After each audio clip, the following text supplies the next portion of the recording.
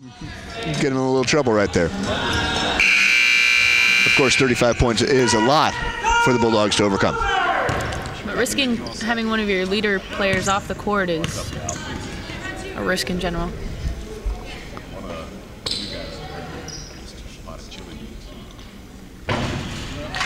Lopez gets a bounce on the first. The Cougars get average 65 points per game, but I think we'll get 40 of those points 40 of those points come from 3 players. So how many from the free throw line? Links back to that. And the Bulldogs step in right there. I wasn't sure if that was Roland or DeVeggio. They're kind of leaning on each other. The shooter. Shooter's toe was over the line there. That's my call. Okay.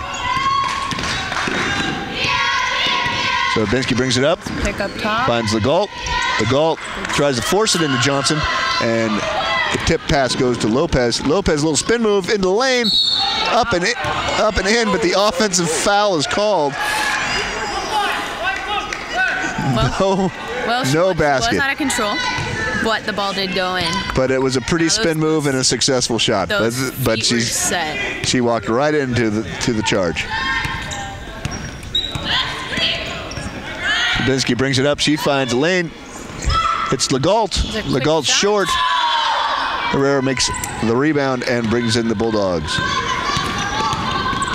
Got ourselves back into Herrera. a race here. A couple of times the Bulldogs have gotten into the lane with an open shot. First time a charge, second time right there a travel for Herrera. Lopez took that last one down. He came back down and the Cougars had one pass out for a shot. And then this last one, Valerio came back down and was ready to put up a shot as well. Zabinski through the lane, muscles her way in with the left. Not a lot of passing going on. We're hitting the race track right now. Shot goes up. Herrera with the air ball, but as a nice follow for Cassie Lewis.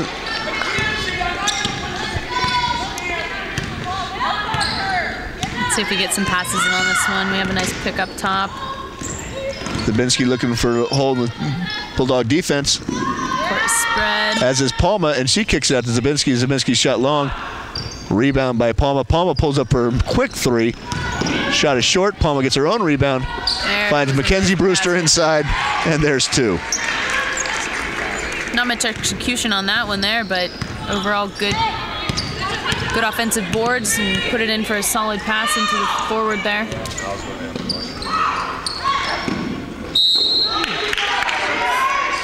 Justine Rowland comes in for the shot.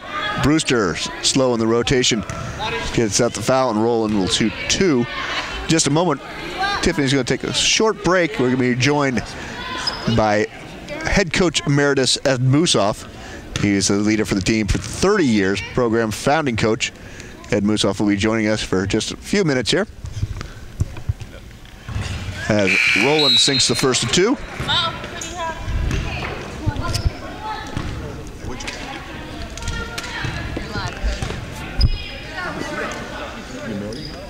So 3 new players for the Bulldogs. Awani, Chavez, and Esordia check back in. Second free throw long. Miriam Zabinski with the rebound. Kicks it out to Palma. Palma finds Brewster. Cougars way up. Brewster finds DeVeggio. DeVeggio's shot is short. Rebound Rowland. Out to Awani. And stolen by Palma. It's off to the races. Palma versus Palma. Called for the double dribbles after the steal. She had nothing but net in front of her. Stan.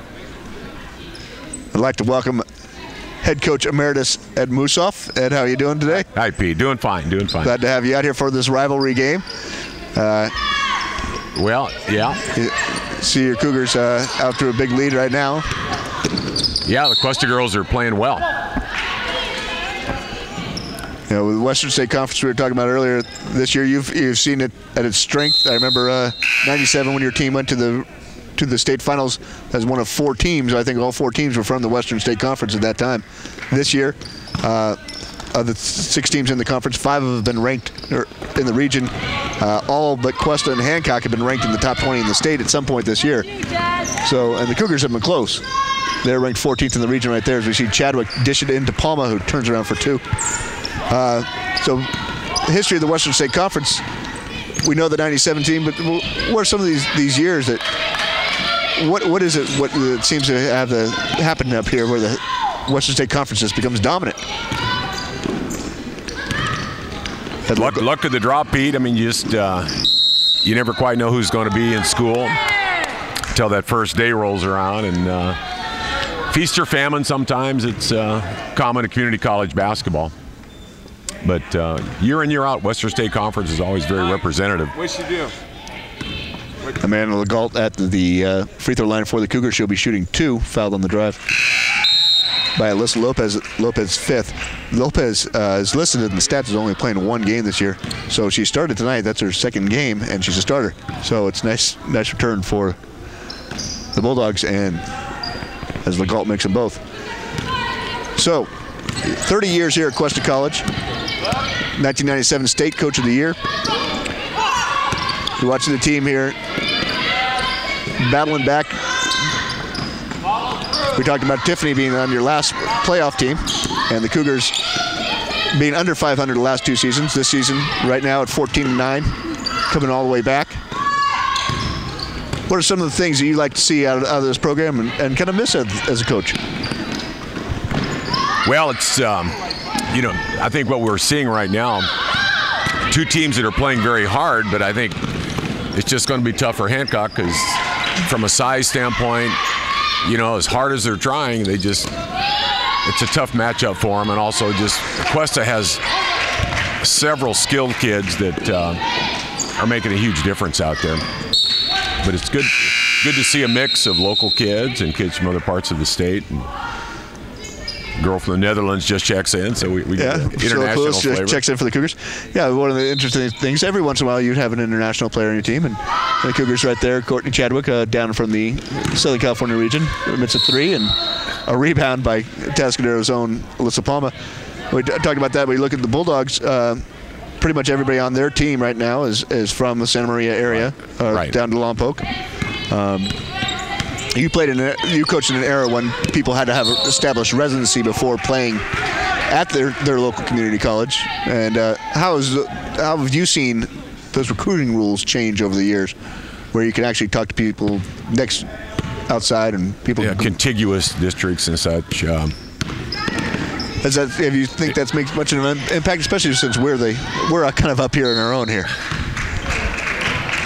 Yeah, I'm not sure who's guarding the hen house anymore. It seems some of the things that are going on, we're getting quite a exposure from different areas, and it's just the way it is, and I guess it's the way it will be. But Cougars find their way back to the line. Chadwick makes the 2nd of 2 free throws. And the Cougars are up 70-32 at this point. 12-11 left in the ballgame. Yeah, we could have a scoring record on our hands tonight. Our stat man, Greg, told me that the previous high was 100